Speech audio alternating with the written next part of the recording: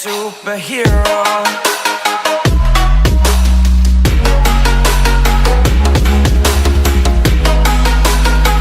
The idea is simple. Two groups of criminals meet in a Boston warehouse to negotiate a large weaponry purchase. Things go way south once a personal grudge gets thrown into the mix. And did we mention that everyone has a lot of loaded guns on the premise? Now, put this in the hands of a director like Ben Wheatley, who has never met a genre convention he could not beautifully turn on its head. See Down Terrace, Kill List, Sightseers, and voila! You have what is basically a near-feature-length shootout that gives all those old John Woo bullet ballets a run for their money. Brie Larson, Cillian Murphy, Armie Hammer and District 9's Charles O'Copley are among the thugs on hand. DF. In a continuation of his 0 to 60 mph late career arc, Terrence Malick has made yet another movie. For those playing along at home, that's 5 films since 2011. If you count his double-dip IMAX experiment Voyage of Time as one project.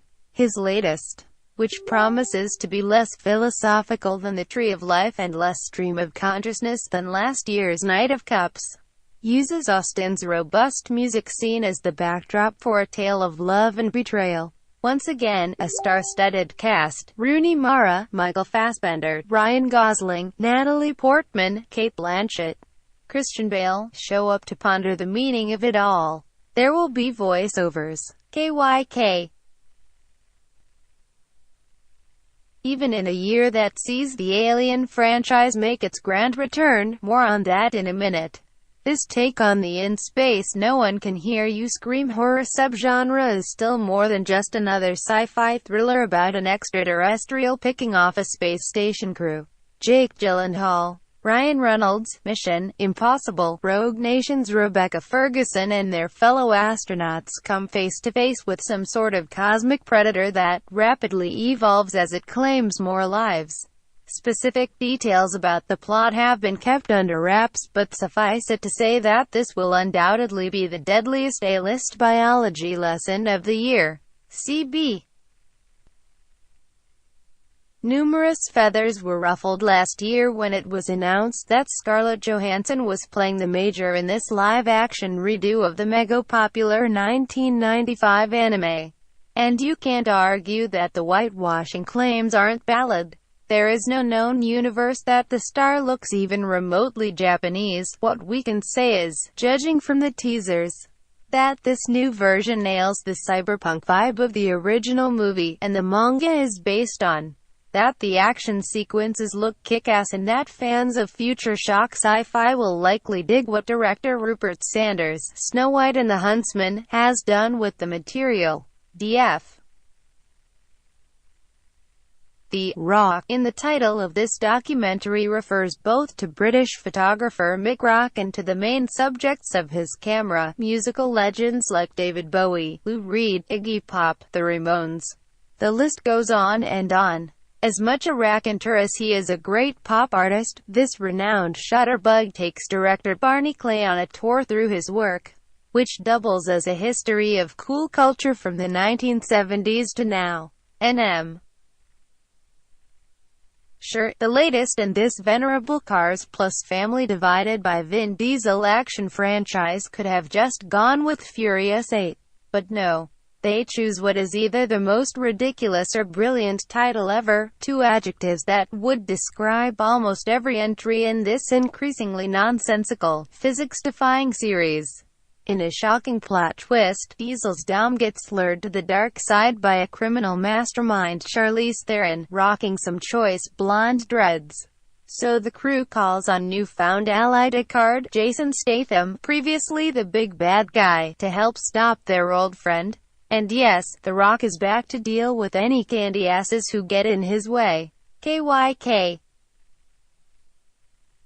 James Gray, The Immigrant, returns with this adaptation of David Grant's 2009 non-fiction book about British explorer Percy Fawcett, Sons of Anarchy's Charlie Hunnam, who was obsessed with uncovering a lost city in the Amazon. Expect a thought-provoking deep dive into the jungle's heart of darkness, one that eschews cheap CG spectacle for an immersive, old-school portrait of a man willing to risk everything, even his sanity and his life, in search of a prize he may never find. TG. If anyone could turn a potentially staged biopic about Emily Dickinson into a catty, compelling, creatively fulfilling and cathartic movie, it's British filmmaker Terence Davies, a man intimately familiar with the more lyrical uses of his medium. His take on the younger years and final months of the "So We Must Meet" apart poet is not only filled with enough witty banter and cutting epigrams to make Oscar Wilde do a Rudy clap. It's also a showcase for actress Cynthia Nixon, who plays the melancholy writer as teasing, tormented and totally at odds with her stuffy father and brother. We had no idea that Dickinson was really a Miranda. DF. Need even more reasons to be fearful of social media and the lack of privacy in the digital age?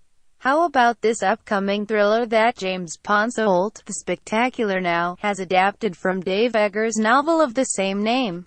Emma Watson plays a tech wunderkind at a large internet company who slowly realize that both the company and her charismatic boss, Tom Hanks, the kind of Steve Jobs-ish Silicon Valley capitalist who promises things like the perfectibility of human being, are not as altruistic and user-friendly as they seem.